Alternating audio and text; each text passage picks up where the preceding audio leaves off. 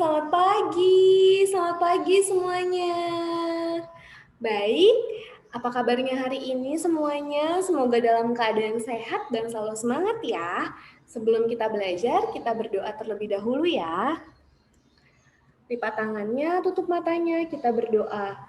Tuhan Yesus, terima kasih untuk pagi hari ini. Engkau sudah tibakan kami, Tuhan, di dalam pembelajaran ini. Kiranya Tuhan memberkati masing-masing daripada kami, agar kami dapat fokus di dalam pembelajaran. Kiranya Tuhan selalu berikan kami semua kesehatan, Tuhan. Berkatilah semua orang tua yang mendampingi kami. Kiranya Tuhan jaga, Tuhan lindungi, dan Tuhan selalu berikan kesabaran.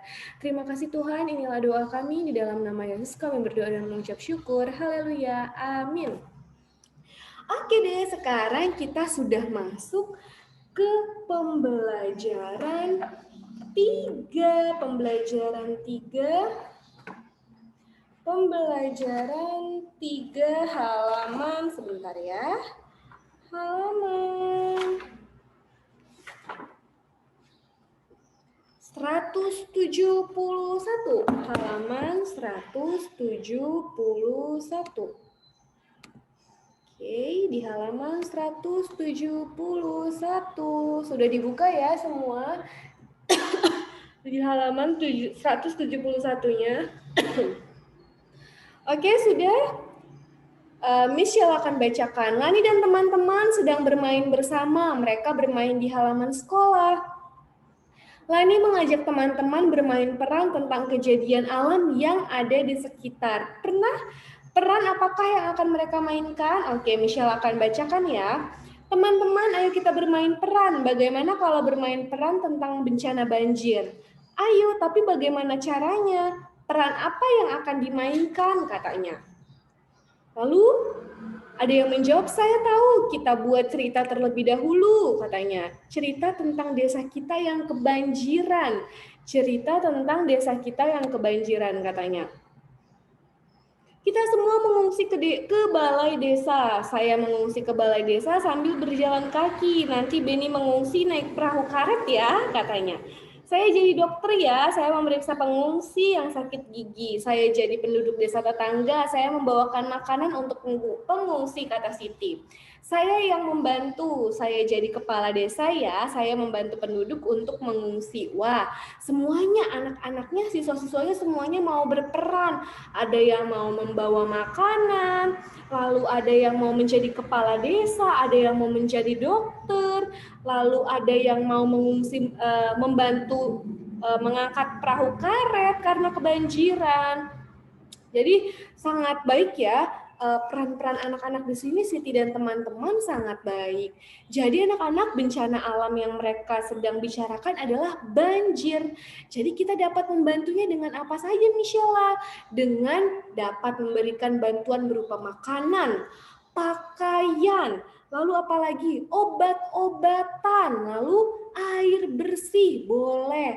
Kalau bencananya longsor, apa Michelle? Boleh juga sama, ada pakaian, ada makanan, minuman, kasur, lalu air bersih juga boleh. Jadi ketika nanti misalnya teman, tetangga, atau daerah kalian yang ada mengalami bencana alam, kalian dapat membantunya. Oke, dapat membantunya. Sekarang kita akan belajar tentang mengetahui suhu panas dan suhu dingin. Biasanya anak-anak suhu di dalam rumah dan di luar rumah itu berbeda. Jika ada matahari terbit, matahari bersinar di siang hari yang terik, biasanya itu batu-batuannya atau rumput-rumputannya itu pasti apa? Pasti panas karena terkena sinar matahari, berbeda dengan di dalam rumah. Misalnya yang ada AC, yang ada kipas angin, pasti lebih dingin karena adanya udara yang dingin. Oke, sekarang kita membaca ya di halaman 174. Usai bermain, Lani dan teman-teman kembali ke kelas. Udara di luar kelas terasa panas. Sementara itu, udara di dalam kelas terasa dingin. Lani ingat semalam hujan deras, udara terasa ringin. Dingin, siang ini sangat cerah, udara panas. Kita baca percakapannya ya. Udara hari ini sangat panas ya. Lalu menjawab, menurutku udara hari ini cukup dingin, katanya. Lani dan Edo berbeda pendapat. Mereka merasakan suhu udara yang berbeda walaupun pada waktu dan tempatnya yang sama. Jadi berbeda-beda ya setiap orang. Ada yang merasa kedinginan, ada yang merasa kepanasan. Jadi berbeda-beda. Jangan lupa ketika biasanya di siang hari panas, biasanya pohon-pohon atau daun-daun di luar agak panas. Batu-batuannya jika mataharinya terik itu agak panas. Oke?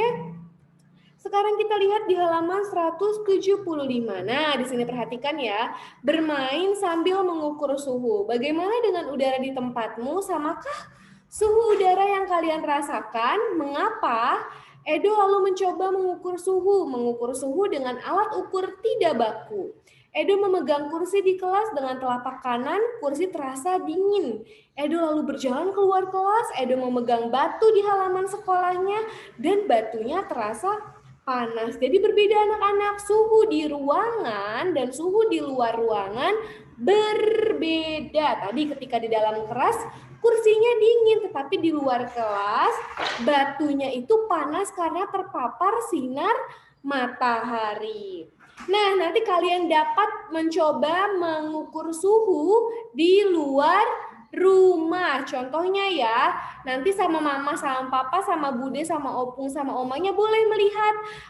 Jika pas siang hari, coba kalian pegang. Ada batu di dekat rumahnya, di halaman rumah coba dipegang. Atau ada rumput atau ada daun-daun, coba dilihat apakah panas atau tidak. Kalau panas itu karena sinar matahari yang sangat terik, tetapi ketika di rumah berbeda. Ketika di rumah udaranya itu tidak terlalu panas karena ada atap yang melindungi, ada kipas angin, lalu ada apa lagi? Lalu kalau di rumahnya ada AC itu dapat menyejukkan atau mendinginkan ruangan. Nah, di sini anak-anak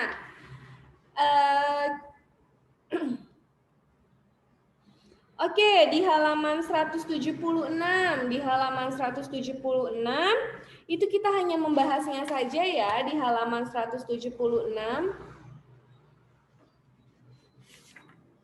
Halaman 176.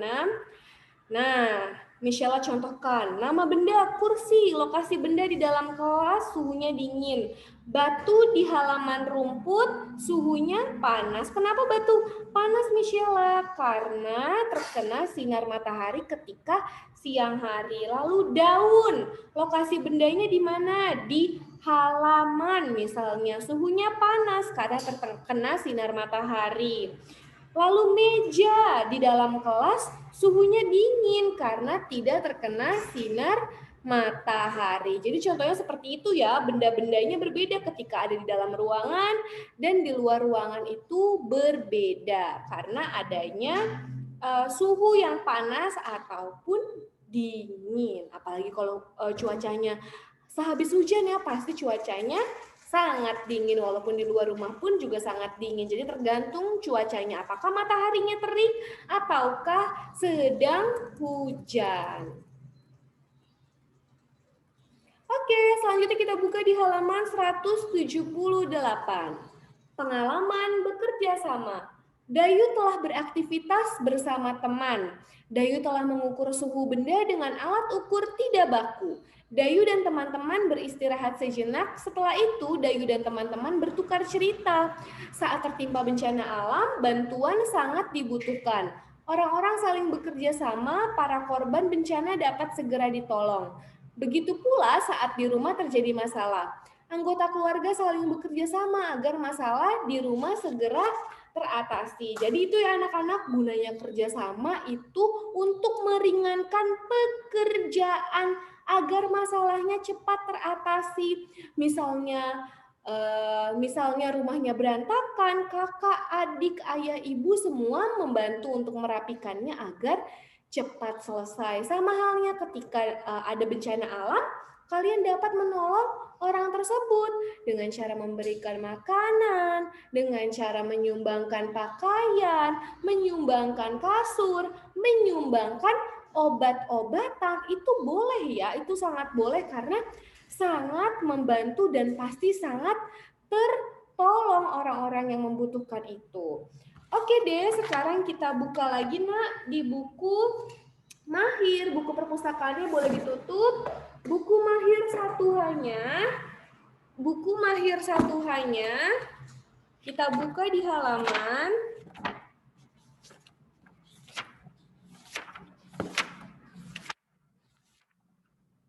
kita buka di halaman 83. Di halaman 83.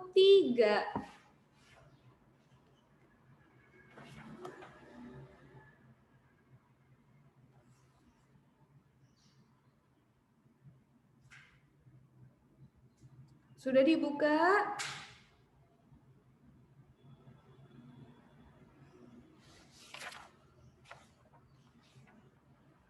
Oke, kita buka di halaman 83 aktivitas 1.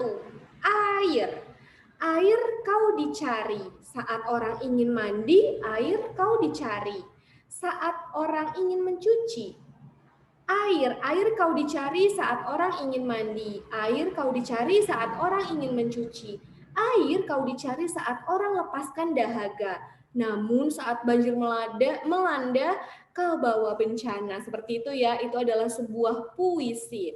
Kita jawab bersama-sama. Apa manfaat air?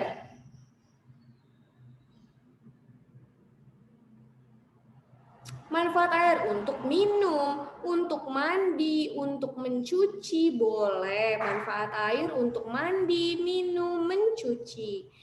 Yang kedua, yang B, kapankah air dapat menjadi bencana? Saat banjir tiba, saat banjir tiba. Betul. Yang C, bagaimana mencegah bencana banjir? Dengan membuang sampah pada tempatnya, lalu membersihkan selokan. Selanjutnya, perilaku apa yang menimbulkan bencana banjir? Apa halnya menyebabkan menimbulkan bencana banjir? Betul, dengan membuang sampah sembarangan. Dengan apa lagi? Dengan tidak membersihkan sampah selokan. Di halaman 83 ya, 83 aktivitas 1. Oke, selanjutnya. Lingkari benda yang biasanya digunakan untuk menolong korban bencana banjir. Yang mana tuh? Ya, betul. Perahu karet. Lalu apa? Ya, pelampung yang seperti baju ya. Jadi ada dua. Ada dua. Yang pelampung yang seperti baju dan perahu karet. Jadi dapat dilingkari ya.